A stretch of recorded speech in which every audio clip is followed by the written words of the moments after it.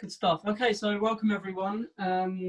Super excited to be dishing out some nice tips on Kitchari and community today. I absolutely love cooking aside from delivering yoga classes.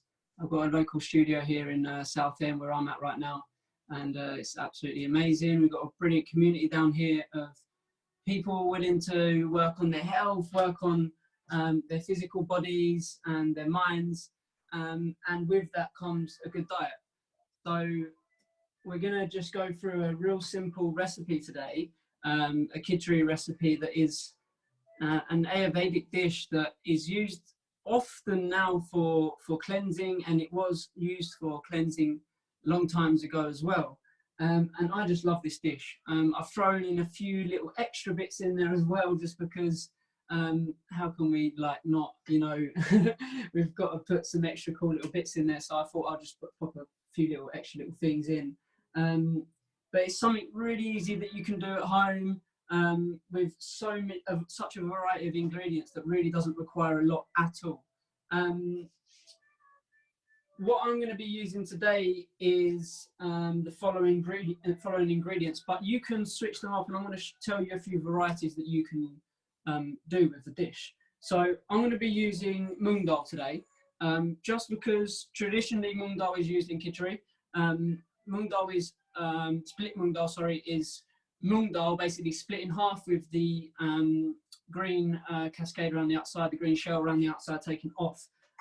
This stuff, even for people with a constitution where they struggle a little bit more to digest beans or lentils, is super great. Okay, so you can use this. This is a whole protein, got all 12 amino acids in it, so you've got nothing to worry about there if you're looking to get your protein sources. Alternatively to split yellow mung dal, you could use something like red lentils. You could also, if you wanted to and you felt that you were okay with digesting it, you could use a green lentil, like a Spanish lentil or something like that. I recommend going with the mung dal, but if you don't have that, see what you got in your cupboard and you can use it. Rice. I'm going to use basmati, but again, you know, how many varieties of rice are there? So many, but you can use what you want. I mean, you can, I've never really tried Kitchari with brown rice, but you can use brown rice. You can use Thai rice, you can use normal long grain rice, whatever you've got in the cupboard, so just scrummage around some rice. So those are kind of the two main ingredients that we're going to need to get both our carbohydrate and our protein sources. And then often it is just eaten like that alongside the spices. But today I'm going to chuck in a few more little things just because I want to get some of my minerals from the veg. So I've got a sweet potato here. I've got a normal potato, which I'm most probably going to use half or the whole one, I'm not sure yet. And I've got a little bit of spinach. But again, that you can vary that up. You can use, what are we calling it? Sorry, you could use pumpkin. You can use butternut squash. You can use a variety of things instead of using your sweet potato. Again, instead of the potato, you can use a number of things. You could use broccoli. You could use peas. You could use any sort of green veg that you got lying around in the fridge. I make this a lot of Swiss chard, if you know what that is. That's a brilliant thing to use with it. But anything you've got in your cupboard that is you know, is going to go down well with a little bit of lentil and rice, then you can use it. Okay, it doesn't specifically have to be those things. Spices. I'm just going to quickly get to the spices and then we'll crack on cooking. Mainly, I'm going to use some cumin today. Okay, if you don't know what it looks like, it's a little like that. A bit of cumin. I want to use a little bit of turmeric. Okay, I think we all know what turmeric looks like more or less, but I'll get that out as well, which is little nice orangey powder. And I'm going to mostly use a little bit of coriander as well, which is also in there. Yep, that one. Coriander there. And I'm going to use some ginger. This is one of the most important ingredients that we're going to be using today because I love it and it's going to substitute a lot of things. And then I'm going to have a little bit of lemon there on the side. Some cardamom pods, not necessary, but I'm going to use them, and maybe a little bit of sesame seeds for garnishing. Now, with regards to the spices, you can use a whole array of things that are in your cupboard. If you haven't got cumin seeds, you could use mustard seeds. Okay, you've mostly got them laying around. If you haven't got seeds at all, then you can use powders. So if you've got powders, brilliant. Okay. So what was I going to say else about what we're going to be doing? Let's just cook and let's talk at the same time. So what is important now is to get the lentils on. So the first thing I do when I cook kitchari, and this dish, by the way, can be cooked in half an hour if you've got it practiced. We're going to be cooking it in half an hour, but because I've sped the process up and I've cooked the lentils already, but that's cool because I'm going to show you how to cook them anyway. So the first thing I do when I come into the kitchen and I'm going to cook kitchari is I get the lentils on because they're going to take the longest. So always try and get what takes forever on first. So I have actually done a little bit of a sneaky thing, and I've pre-cooked the lentils because I want us to be able to finish and on time. But just to show you what goes down, okay, if you're cooking for around 4 or 5 people, I suggest maybe using a cupful up to about here. Now this is actually a drinking glass, it's not actually a cup, but I don't have any mugs that are smaller, normal size, so I use this as my little gauge, somewhere around there. But if you can measure it out, it's not you're going to be about 80 grams for about 4 or 5 people. So with the beans, important thing to do, wash them. Okay, so take it over to your sink, give them a nice little wash. I'm using my alkaline filter here. It's a little bit slow, but it's awesome. So I'm just going to give them a little bit of a wash there. I want to show you how the beans are cooked for a few reasons. One is this washing process. The washing process of lentils is really important because, especially these lentils that are coming over from India and stuff, is that these are super, 1, dirty, and 2, quite starchy. So I find it really important to get the maximum benefit out of cooking your kitchari and any lentil dish really that you're using kind of raw or dried lentils, dried goods. Always wash them for best results. And honestly, it really does make a difference. I used to think it did, and I always used to be quite naive to that, but I think it's incredibly important to be washing your dried goods. So I'm going to go and whack that in there, which is a pan full of water. I'm going to show you the quantities now. A pan full of water, which is quite heaped with water. So you want to go 3 to 4 times the amount of water to dhal. Okay, so that would be 4 cups to 1 cup of dhal. 4 cups of water to 1 cup of dhal. Now, as I said, I've already done that in there, but I want to show you what happens when we put these on. Okay, so when cooking yellow lentils, very often you'll get a foaming, okay, which is a good thing. That's it, getting rid of its impurities.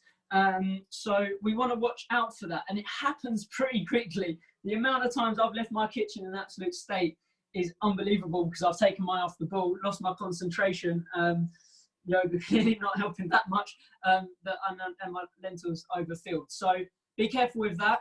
I've put it now on quite a high temperature just to speed up the process of the heat a little bit. I'm actually going to put a lid on that just for one moment. You watch, we'll miss that out in a minute. Just put a lid on that. So I've put that on high, but just keep an eye on that if you can. And then I want to show you what happens when the lentils start to cook and the way we can take away this impurity of the foam. In the meantime, let's start preparing our spice mix and the vegetables. So I'm using ginger today in the yogic diet. Yogic diet, for a little bit of background on that, uses Ayurvedic principles with a few little things swapped and swapped around. So we don't often in the yogic diet, or we don't at all, or I don't anyway, and in many yogic scriptures it indicates not to be eating garlic and onion, which we often associate with 2 main base layers to our foods. They are both tamasic foods that draw energy from the body, and I don't personally use them in any of my cooking. I strictly go by the sattvic cooking kind of principles. So yeah, garlic and onion are one of those. So what do we substitute it with? We substitute with ginger, and it's a brilliant tool. So I'm going to cut my ginger up nice and small. I kind of wanted to show you that, but I skipped ahead because I'm aware of time. But ginger with the skin on, so easy. Get a spoon, scrape the edges off, just like that. Okay, super easy. We're going to use about a thumbnail like that for 4 or 5 people for our ginger. So I just suggest getting some nice long strips. Okay, get the knife real close and cut those pieces of ginger real small, real nice tiny little cubes. That will be perfect. So we can just do that now all together. And in the meantime, don't forget about your lentils. You can see they're starting to develop a little bit of a foam, which I'm going to show you in a moment. Let's just get this ginger sorted, and then I'll show you the foam. So one of the important things for me with cooking is to always be putting 100% love into this food. As you know, what we put in, we get out with anything really. Same with cooking. The more love we put into the food, the better it's going to be tasting. And I guarantee you that's a complete fact. People always are commenting about food that maybe I've cooked or my partner's cooked or my family have cooked, and we've cooked it all together. And people are like, wow, it tastes so good. Like, what have you done to that? I honestly tell you right now that the reason our food tastes so good is because of the amount of love we put into the food. It's all about the amount of love you put into the food, and that's what you're going to get out. So I've chopped my ginger real nice and fine. Okay, don't worry if that takes you a moment. You know, a great alternative to chopping ginger, if you don't want to chop your fingers off, is using a grater. Okay, brilliant way just to get the ginger quickly chopped. So you're just using that side. You can grate it nice fast. You can always use a knife and you can squash it down. There's so many different ways you can cut ginger, but I like to just cut it. I like using my hands. I like feeling that love and transmitting that love into the food. Our sweet potato. So, you know, we're cooking for 4 or 5. I'm going to use one whole one, and I'm actually going to use half of the potato. So I'm just going to peel the sweet potato because these aren't organic, unfortunately. If you've got organic potatoes and you want to leave the skin on, you're more than welcome to. Personally, I prefer to keep the skin off when cooking it in the dhal, just because I prefer just this to help with maximum digestion. I've used this Kitchari for so many different kind of like bouts of cleansing. I've done a few Kitchari fasts, so I like to really try and keep that as simple as I can. Just going to get rid of that skin. So check your lentils. That's super impossible. Check your lentils, see how they're getting on. Okay, so I just want to move the camera slightly just so you can see what's going on here. Okay, so you can see here there's a foam being created. I'm just going to turn my heat down to about halfway, okay, because I don't want that to overboil, because pretty quickly that's going to come all trundling out. But what I've got is I've got a little bit of a spoon and a bowl here just to quickly eradicate of that foam when I need to. Which is going to be in one moment now. So just keep an eye on that. I'm just going to let it go a little bit higher, but I've got my eye on it and I'll show you about taking that off now. Let's get rid of the rest of the skin from the sweet potato. A little bit there. Cool. And as I said, I'm going to use half of the potato. I don't want it to be too carby. It's already got rice in it, but I love adding the potato just because it softens into the food like deliciously. Okay. Foam is ready. I'm going to just start to take away a little bit of this foam just so you can see what it looks like. So you can see here, that is what it's going to be looking like. Okay, so you can just take that out slowly. Just try to get rid of a little bit of that. There we go. Perfect. And then that will just continue cooking away. Personally, I'm gonna leave that for now, but that will do that one more time. Okay, so that will foam up one more time. And you'll get that foam and you can remove it once again. After you've removed that little bit of foam, I would suggest dashing a little bit of oil in there. So we're going to do that to this one. And I forgot that was one thing that I didn't say that you might need is a little bit of oil. So I'm just going to put a little bit of that vegetable oil in there for the cooking process, just to kind of let the lentil absorb that, and just to let the lentil just take some of that water in to itself, just to allow the lentils just to separate a little bit as well, and they don't get stuck together as much. Okay, back to the potatoes. So just cutting the peeling the potatoes there. I want to make sure that kind of the vegetables are the right size for my liking, but this is totally up to you. And this is what I love about cooking, is that you've got to experiment. You know, you've got to decide what it is that is working and what isn't. So I'm going to tell you what the perfect size to chop a potato is in the Kitchari. But personally, what works for me is something around this size. Okay, so this sort of sized cube is perfect. Okay, you can see here, it's not too big, it's not too small, and that kind of works good for both, you know, this busy lifestyle that we live in sometimes, or full-on lifestyle that we live in. So it can cook at the right amount of time. It doesn't take forever. So that's kind of the size I'm going to go for. I'm going to go the same size with the sweet potato, just so we can keep the consistency of the dish. Chop off there, sides. Be careful with your knives. If you're not chopping regularly, don't want you going to the hospital. But just be careful. There are knives involved in this cooking demo.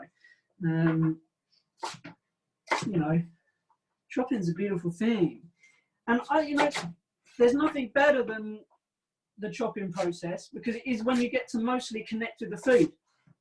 This is often when I start chanting mantras to the food to make sure we get those good vibes in the food, of course, and we elevate the food. Okay, nice. There's going to be loads left over for your neighbours, by the way.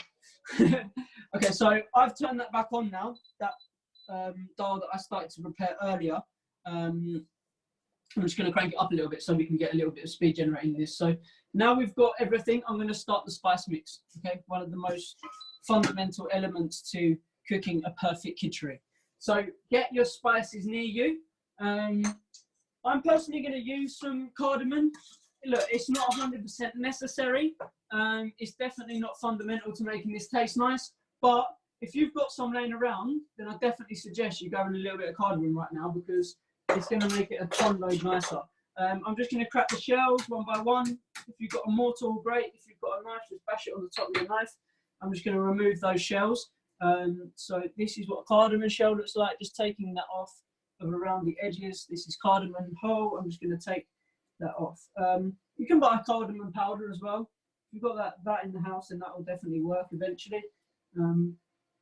I like using whole spices, though. They definitely encapsulate the flavour tons more than not on whole spices. Cool. So I've got the cardamom sorted ready. I also forgot, I've got loads of things that we need. Cinnamon sticks. If you've got any of them hanging around, great. Everyone's got a cinnamon stick at home, right? Okay.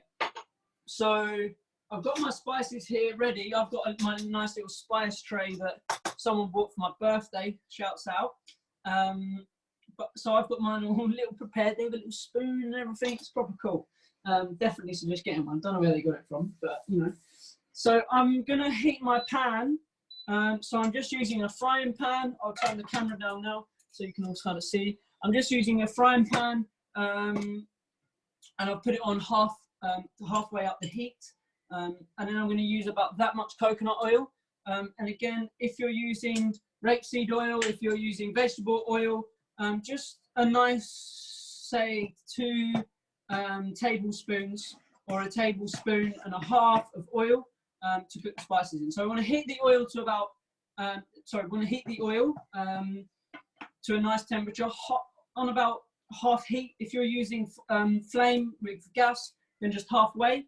And then maybe turn it down when you see the oil starting to get a little bit hotter, just so we can take care with the spices. Now, I use this induction hob quite a lot, so I know my temperatures with it. I hate it, by the way. I much prefer gas, but yeah, I suggest going halfway with that. Now, mine's pretty strong and it's heated up already, so I'm just going to turn you there. Mine's heated up pretty quickly already. I'm just going to turn the dial down briefly. Heat up pretty quickly, so that's all ready to go. So what I'm going to use is, I'm going to use mustard seeds, okay? I'm going to just use a teaspoon. Already put them in. I'm going to use cumin seeds. I'm going to use a teaspoon and a half for 4 to 5 people. Actually, 2 teaspoons. There we go. Sorry, I cook by eye all the time. I don't often cook much with measurements. It's all intuitive. So that's what I want you guys to try out and learn, and which is incredibly important, is, feel it. Feel what you think you need in the dish. Okay, feel what you think's right for that dish in this current moment. I'm saying we need 2 teaspoons, but you might think 3. So, put 3 in, see what it tastes like after, and you'll find out. So we're in there with that. So with the spices, Okay, the dried spices, we've got cumin and mustard seeds in there. Now we want them to just chance off. It's a technique whereby we're frying them in the oil to activate the spice and the flavour. What we want to kind of look out for is the cumin going a brownie type colour. I'm just going to show you the kind of standard colour, if you can see that. That's actually too small, no one's ever going to see that. The cumin seeds kind of a lighty grey colour, and we want it to go a kind of bit more of a darker browny colour. Mustard seeds, how do we know they're done? They make a loud popping noise. Okay, so they'll start to pop and jump around your pan in a moment. So just make sure you've got enough heat on there just to start letting them release their flavour. I'm actually going to be just chucking a little bit more mustard seeds, just because I can see I didn't like the amount I've got in there. I'm trying to chuck in a few more and for that measure. So, okay, cool. So mustard seeds are cooking. Now what else are we going to put in there? So we're going to leave the powdered spices for a moment, but we're going to get our ginger ready. And the cardamom to one side. I'm just going to turn it up slightly to 6, just to kind of get the spice on a little bit hotter. Just check your dhal. If you're still cooking fresh dhal, maybe take a little bit more foam out. I've actually got a little bit more foam in here that I'm just going to take out of here. This one, just so we can put that to one side. So,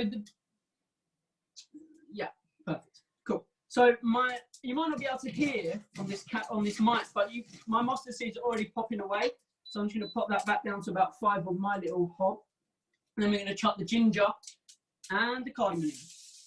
Okay, so ginger and cardamom are going in.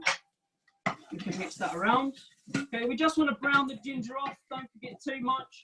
Don't absolutely annihilate it and burn it. Just a nice browning of the ginger. Now, at this stage, I didn't mention before, you can put some tomatoes in now. I personally don't cook with tomatoes because for my constitution, not really so good. It doesn't really settle so well with me. But if they're in season, I definitely recommend it. It adds a beautiful flavour. Take the skin off. Do an X at each side. Take the skin off. Boil them, whatever you need to do, and chuck them in your pan with the ginger now, and it will just come nice and soft and nice and tomato, and it will form a nice masala, a nice little gathering of spices. I'm going to chuck also now a little cinnamon stick in there. I don't want to go too hard on the cinnamon, but just that little sweet flavour gives it a nice kick. I'm going to go for that one cinnamon stick there, just chuck that in. We'll see how that gets on. In the meantime, because we're on a bit of a time scale, I want to make sure we get something of a finished product. So my lentils are nearly done there. And this is how you tell the lentils are done. So if you're cooking with mung dhal, you'll be able to get the mung dhal out, okay, and it'll be very kind of a little bit mushy already. And you can just squeeze the mung dhal in between your fingers. And if the mung dhal breaks, that's when you know it's done, okay? That's when you know it's done. I won't do that in a professional kitchen, of course. That's when you know it's done. So that's definitely done. So what I'm going to do is I'll pre-wash this rice. I'm going to chuck a little bit of rice in there now. The amount of rice we want is half of the amount of bean we put in, the amount of lentil we put in. So in this case, I used a whole glass of this. I'm going to chuck half of the rice in there. I don't want to play with the food too much. I don't really like touching my food much with the spoon. But I just want to give it a little bit of a push around. Okay, that's spice mix and done. So I like the way that's smelling. I like the way that's looking. So I'm just going to pop the vegetables in the pan just for a moment, just because I want to make sure I get all of those spices in that dhal. Okay. Normally I'll just chuck the spice mix in if I'm just using dhal and rice. So if you wasn't using the veg, but now I just want the veg to get all of those spices. So I'm just going to mix that around slightly, just so I can know I get maximum spice mix into my dhal. Okay, nice. Cool. So I want to pop the spice mix and the veg all into my dhal, which is already cooked, and which I just put the rice in, by the way, okay? And that's that. Give that a little bit of a stir around. And now for the fun. let's add some extra spices. So, oh, let's not forget the spinach. Let's chop that in already. I personally don't mind the spinach being super cooked and like just that little bit of a green flake in between all of the food. Others prefer to put it in at the end and just have it slightly wilted. You can do what you want, okay? Doesn't bother me. I'm going to also add a tiny little bit more of veggie oil in at the top there, just to allow the veg to fully absorb some of those spices. And then I'm going to come back over to my spice tray and start adding some extra spices. So first thing I want you to add, for sure, unless you don't have it, is turmeric. Okay, going to go for, now this is a bit bigger than a teaspoon, so just like a teaspoon, that looks like less than a teaspoon, but I'm going to put a teaspoon in there. Cool. Gonna add some, there's two different ones and they look such the same, similar color. I'm gonna add some coriander now. Okay, half a teaspoon for now of coriander powder. Now, if you know you're okay to have chili in your constitution and you're all right about that, I'd add just a tiny little touch. This is super picante into the dhal. And that is it for now. We're just gonna give that a little bit of a stir around. You want it to have a nice yellow consistency. Okay, so if it is looking a bit like you could add a slight more bit of turmeric, then I'd suggest adding a little bit in. Cool. So yeah, there we go. And it nearly is as simple as that. I just want to make sure it's got a nice color to it. I'm going to show you guys what that looks like now with regards to the color. And I didn't realize how much I had here, but I did go a little bit mad before. So this is with the amount of original bit of water that I had in there, so the 3 cups more, but oh, actually I added a tiny little bit more halfway through, but I'm going to add a little bit more now because depending on your consistency, so this is where you can play around with Kitchari so much. Okay, you can literally like mess around with it. You can make it more thicker, as in like more watery, or you can make it more a bit more thicker consistency. So I personally, I want to make it a little bit more watery than it is going to end up there. So you can see here how much water I've currently got in there. That's just kind of topping the veg. I'm just going to pop a little, maybe 3/4 of a cup in there. I use this because my water filter is super slow. 3/4 of a cup in there, or even maybe nearly half a cup if you wanted to, just to allow that to fully cook the rice.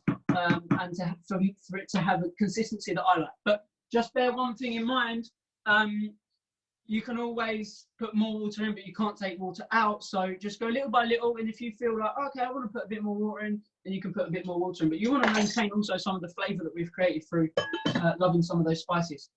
Put your lid on for now, okay? We're just going to put the lid on for a moment, let that cook through just for a few more minutes. In the meantime, we're going to do a few little other things. So one thing that for me is one of the loveliest things about cooking, and one of the loveliest things about cooking food with yogis and cooking food for yogis is the way it brings people together.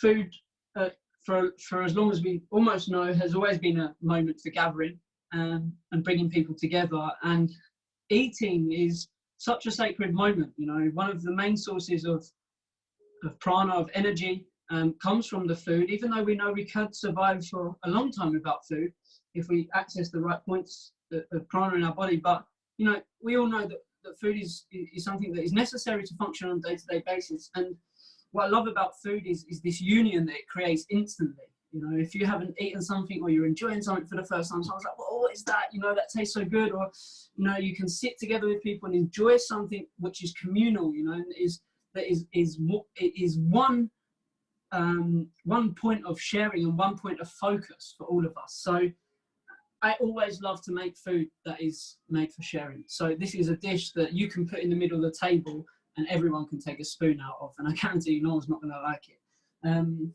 You know, and you can have some sides of whatever you want. You can have a salad on the side. You could have even some more veg on the side. You could have some tofu on the side if you wanted. You know, you can do so much with it. But mainly for me, this, you know, this element of my practice, because I consider the cooking to be such a big part of the practice, is both great because I love the nourishment that it gives me in my physical body and my mind, but also the element that it gives me of building community and being amongst community. So yeah, if you cook, you know, but if you're feeling a little bit sometimes maybe lost of where to be in community and in sharing, then maybe, you know, cook a few meals for people and see what happens. You never know. I'm just wondering if there is some people in who wanted to ask any questions. If not, I'm going to carry on talking about food. So I just want to check that for a moment anyway. Okay, so as you can most probably hear, it's starting to get a little bit hot. It's boiling up nicely. As I said, I mean, I did pre-cook some of this dhal, but you know, yours won't take much longer. It won't be much far behind mine. In the meantime, I want to do a couple of things for our garnishing. So I'm going to use some lemon eventually towards the end, okay? Because lemon really does allow the food to be digested fully. Okay, it's a great added flavour to the food. And I also want to add a little bit of a garnish of some sesame seeds because I love sesame seeds and they've got so many great properties in them and they look super cool on top of your food to impress people. So we're going to cook some. We're going to fry up some sesame seeds. I'm going to actually just slightly. I'm going to be lazy and clean this one to save the washing up later. Just so we've got a dry pan, I suggest getting a dry pan or just re-washing up the one you use to cook the spices. So a dry pan, no water on it, no grease on it. And then we're going to put it again at about a medium heat. Then we've got our sesame seeds. Let's just wait for it to heat up a little bit. Let's just breathe for a moment. You can look at your food, you can smell it, you can pray to it. But as a suggestion, maybe don't move it so often. I think we're so obsessed sometimes with like really like making sure something's perfect. I'm a true believer that, you know, God will provide at the right time and the right thing will come about. And the right consequence will come around. And same with the food. Food's going to take care of itself, okay? Food is super intelligent. It's another one of the species, you know, living on this planet. So we can respect it in the way we would want to be respected. I know if we're getting ready in the morning, we don't want to be prodded around by someone all the time. So same with the food, just let it be for a moment. Okay, I want to put those sesame seeds on there. Go for a tablespoon, guys. Why not? Knock yourselves out. Make sure everyone's got plenty of sesame on their food. Put that there. So we're on about half heat again. Okay, half heat. Okay, halfway, and just let those brown off gently. And the final garnishing we did, brilliant. There's one other thing I wanted to mention about what you can add to Kitchari, and that is doing a really nice tahini dressing. Tahini dressing goes brilliant with Kitchari. So if you want to learn how to do tahini, maybe Healthflix will invite you back, or maybe you can head over to my Instagram where there is some tahini dressing on there. Actually, it's on my studio's Instagram, which is the Yoga Factory South End. Really cool intro on how to make tahini on there. And another nice garnish is some fresh coriander or parsley. Obviously, not everything is readily available during lockdown right now, but when we come out of it, then I definitely suggest using a bit on it.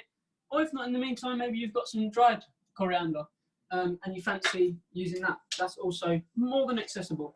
Okay, let's have another little look. This time I'm going to move slightly just to see how the underneath of that rice is doing. Okay, it's nearly done. We've just got like a couple more minutes. I'm going to turn it down just a slight notch, just to make sure I don't, again, aggravate the food. I just feel like a little bit like I'm listening to what the food wants and how it wants to be treated. And at the moment, I think yeah, it just needs a little bit of time and a little less heat. So, you know, you do that. If you feel that, you do that. Brilliant. Okay, so we've got all of our spices. I'm just trying to think if there's anything else that you need to know about the Kitchari. Yeah, good.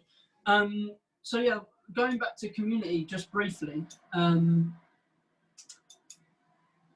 just wanted to say that especially during COVID-19, how influential the internet has been. It's been such an amazing tool to stay connected with people. So, you know, HealthFlix, thank you so much for putting a service like this up. It's absolutely amazing. But definitely, one thing that can still happen is being interactive with your community. I know for myself and my community, you know, we've kept things alive through doing online classes. Make sure your sesame seeds don't burn. We've kept things alive through doing online classes and some free meditations and satsangs and gatherings.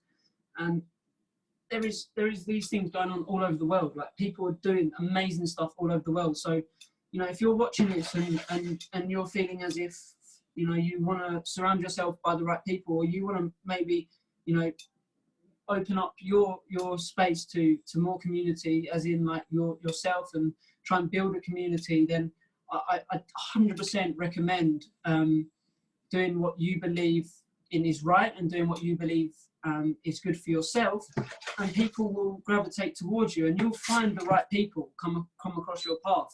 And if it is that you want to be, you know, seek a little bit of community and be a part of community, then again, there's so much out there. Find something you like, and see what they do. Go to that place, connect with them on Facebook, connect with them, you know, on the internet, and these people will welcome you, welcome arms, because everyone is loved in this world. And I think a lot of the time we feel like we can't be part of something because it's exclusive or something, but honestly, I get nervous also going to new things and being part of new people's movements, and you know, I can understand how it feels sometimes approaching a new community. So please know that you're always welcome wherever you are. All right, I'm pleased with the Kitchari right now. So I want to just show you the consistency as well. Ooh. So as you can see, it's worth putting that extra little bit of water in for me, because you can see here it's actually quite dry still. So you could add a little bit more water and you could have that cooking for a little bit longer. So just wanted you to know that. In the meantime, we're going to try it, okay? I'm going to get a new spoon. I don't always try the food, depending, but right today I want to try it to make sure my instructions were good and correct. Don't worry, salt lovers, I haven't got the salt yet. Salt's last.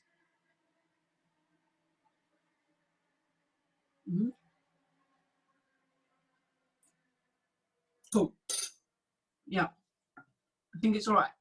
Personally, just for my taste, and maybe that it's not correct, I'll put a bit more chilli in. I'm saying not correct as in it most probably isn't good for me to put a bit more chilli in because my body doesn't like it, but you know, for sensual pleasure, I'll definitely be putting a bit more chilli in. Other than that, I think it's pretty nice. Only thing we could just add is some salt.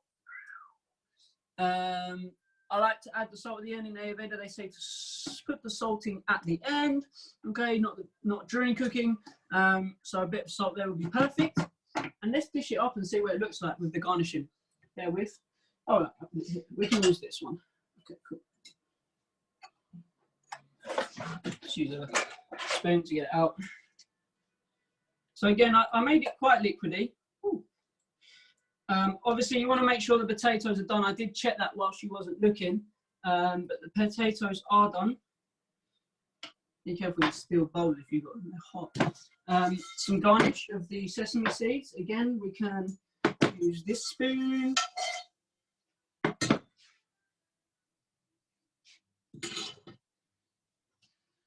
Little bit of lemon.